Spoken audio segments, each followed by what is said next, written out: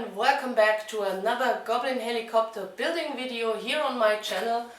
So it's Goblin Girl time, and thank you so much for those of you who enjoyed my Goblin 380 building video. I know it was just one video instead of many, but it was just so quick to build, I'm sorry. So I just put it all together in one video, but what you will definitely get is a setup, hints, tips and tricks video with the setup I'm flying right now, with RPM, flight times, different battery types. So I just need a bit time to get used to it, and so you will get definitely this video. But what we are doing today is we start a new building of a new Goblin helicopter, and look what came today.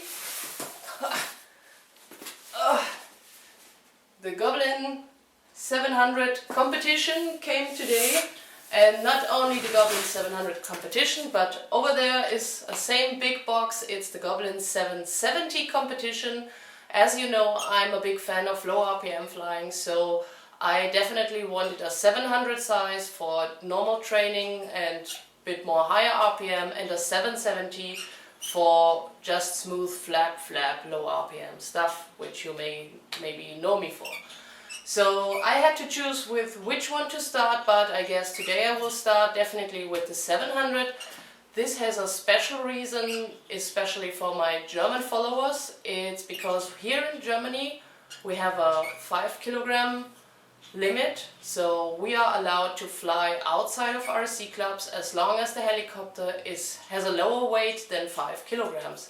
So the common thinking in the internet, especially in German forums, is that you cannot fly a Goblin 700, especially the competition, with less than 5 kilos.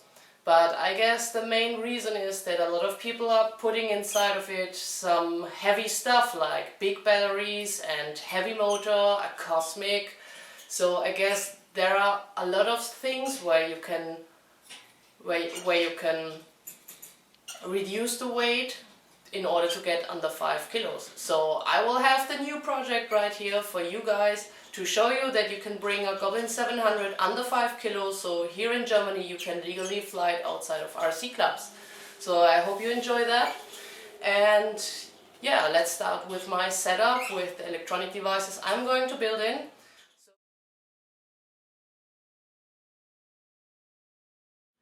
So to begin, let's start with the electronic devices I will use in my Goblin 700 competition. At the swash plate we have Graupner servos, HBS 860 BBMG. These are high voltage servos, they have a lot of power and a good speed. And for the tail we have the Graupner HBS 770 BBMG, also high voltage and very good servo. The Graupner servos are not that common on the market, but they definitely should be, because they have really great data, they are HV, and they are really affordable, they are not expensive. So if you are not a competition 3D Heli Masters pilot, but as me with bit of skill, sports, slows, 3D flying, these are definitely the servos to go, because they save you a lot of money and they are really good. So give them a try. Then next, motor and ESC. As I told you, I see a lot of guys putting into the Goblins a really big motor ESC combo, just like for a 800 machine, but I will go the girl soft style, I would say, because I used this combo in 700 in bigger machines, but I definitely say that this has so much power and this will do the job, and it saves a lot of weight, and as you know, we are trying to save weight. So I will use the Contronic Pyro 752 as a motor. It's very lightweight and a very good common motor. And the ESC will be a Jive Pro, also from Contronic, 120 amps. I know that these ESCs can do nearly the double of its amount of amps, so I guess also this one will definitely do the job. And if you just look at the size, it's all plastic and it's really tiny and little, so this will definitely reduce the weight if you compare it to a Cosmic. I don't want to say that the Cosmic is bad, but I just say that I guess for me it will do the job and we want to reduce weight. So let's go for that. The FPL will be a Graupner GR18, and as I told you many times before, this little thing is so cool because this is all you got. It has the same size as the Graupner receivers, but it's a built-in flybarless system. It's very, very lightweight. It's made out of plastic, not aluminum or stuff.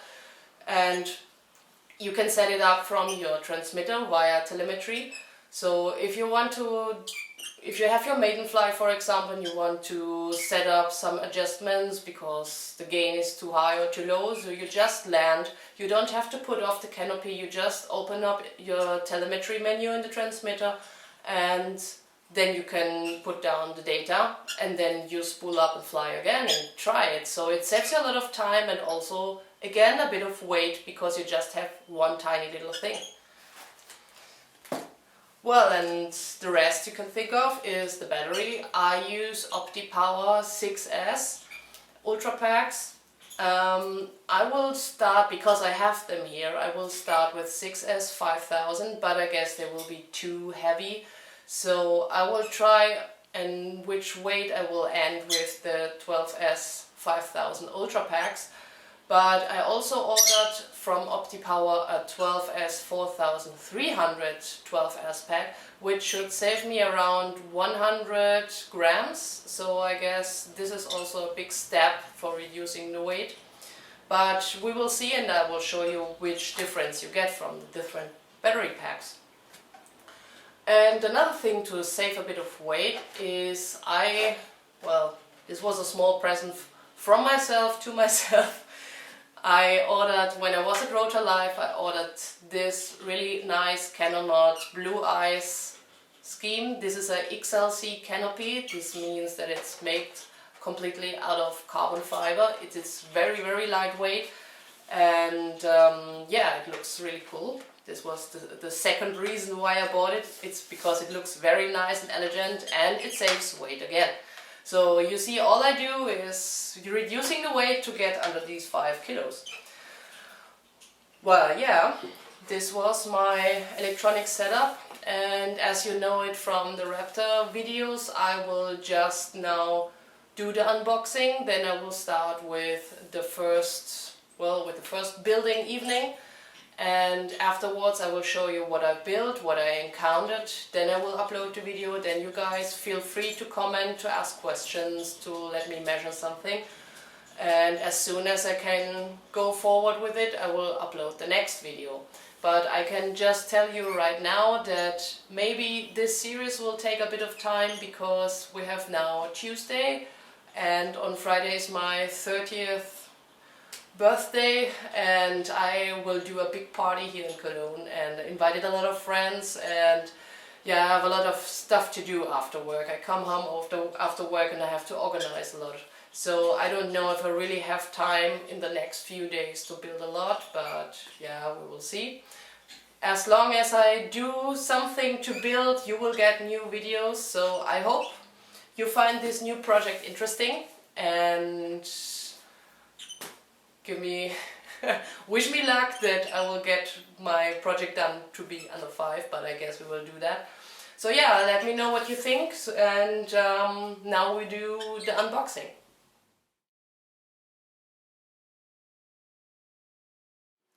So yeah, let's start. We open up the box, and here again, like I know from the 380, here is a printed manual in color. This we will need later.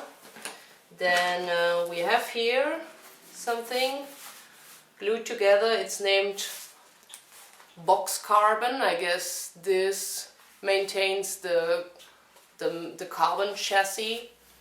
I guess we will see. Don't know it because I didn't open it right now.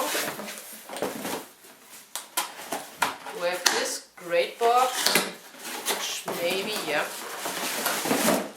This contains the canopy.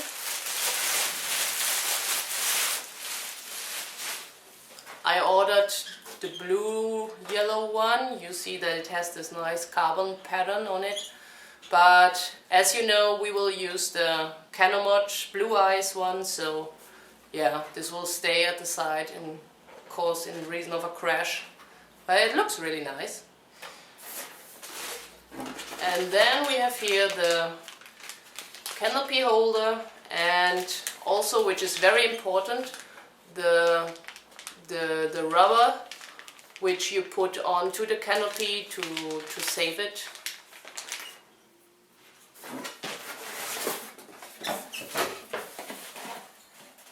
So, small box here. Well, this is empty, it's because of spacing, I guess. Another one, this is heavier. Oh yeah, this maintains all the tiny stuff, all the screws, all the parts to build our helicopter. Then we have the long one here. I would think that this contains the boom. Yep.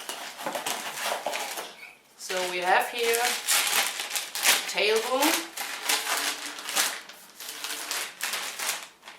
If you're like me, used to the smaller Goblins, this is just huge.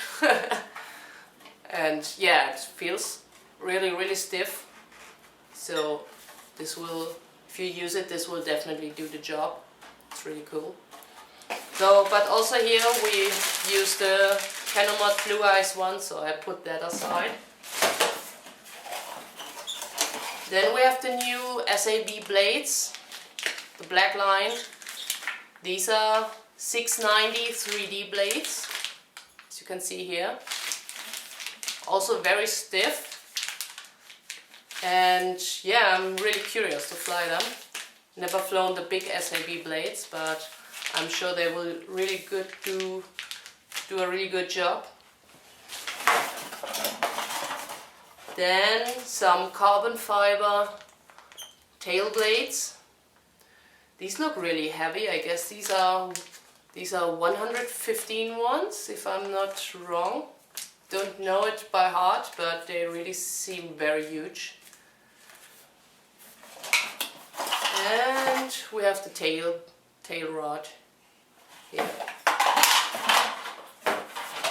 Then there's one box to go. Oh, yeah, this is nice. This is the candy box, so to say. We have the complete rotor head here, the swash plate, main shaft. This looks really nice. We have more candies to go. For the tail, these are push rods. This is the tail case. This for the landing skid. So yeah, and oh my god, this never ends. We have more candies. We have gear candies and the motor belt, some spaces, and the inner part from the aluminum block where all your servos go into. This is the motor blade, which is made from aluminum, and you see here these ribs. So this helps to keep the motor cool, because it just lets the heat flow. So yeah, really, this is a really nice packaging. I like that. So we have a lot of candy boxes and a lot of stuff to do. So I would say, let's start.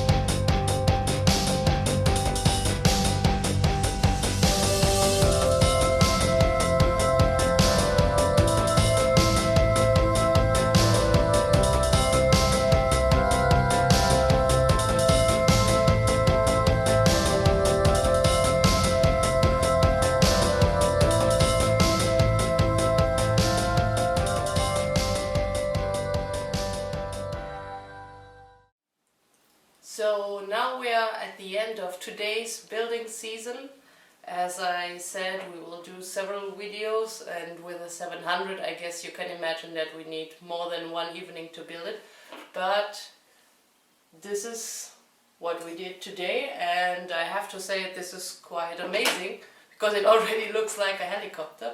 And you see that I already put my blue ice scheme on it, and I just put the canopy on it to see how it fits. But this is mainly what we built today. So at the beginning I mounted this battery tray here. This is where the battery will lay on. And what I really like is that you have different possibilities to different holes to mount this battery tray. So in the manual it says, depending on which kind of batteries you want to use, so for the center of gravity and the height of the battery, you can adjust this as you like. So this is a great feature. Then you have here this ESC tray, which is big enough to fit a Cosmic, I guess. And it has a lot of holes, so you have a good ventilation for the ESC, and it's mounted directly under the battery, so you have really short wires. This also reduces the weight a bit. And yeah, it's pretty lightweight. I really like that. And it's built really quickly. I had no problems with understanding anything. You know, this is my first big Goblin I'm building, but I find it quite easy to build.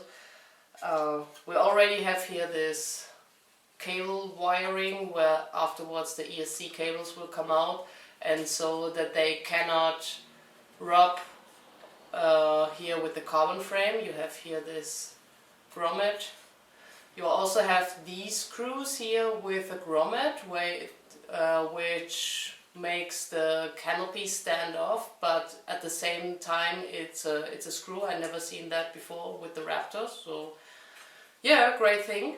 And when I may show you how far we proceeded today,